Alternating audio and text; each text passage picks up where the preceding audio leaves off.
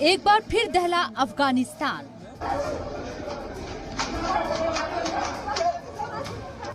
काबुल में serial blast से कहर।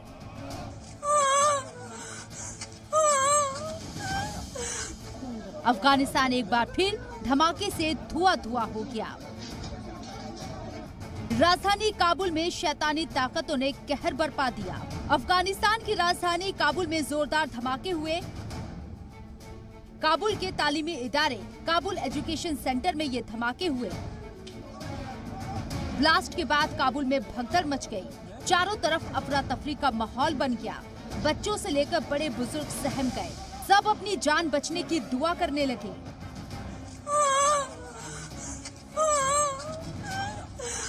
धमाके में कई लोगों के मारे जाने की खबर है। हताहतों की तादाद बढ़ने के इम्कान है। काबुल ब्लास्ट की जिम्मेदारी अभी किसी दहशतगर्द तंजीम ने नहीं ली है। इस्लामिक स्टेट ग्रुप तालिबान का एक बड़ा प्रतिद्वंदी माना जाता है। पहले भी हमलों में मस्जिदों और खास तौर से अफगानिस्तान के शिया मुसलमान के मसाजिद को निशाना बनाया गया है। काबुल में इसी महीने 23 सितंबर को भी धमाका हुआ था। ये धमाका काबुल में एक मस्जिद के पास हुआ था, जिसमें कई लोगों की मौत हुई थी। ब्यूरो रिपोर्ट, जी मीडिया।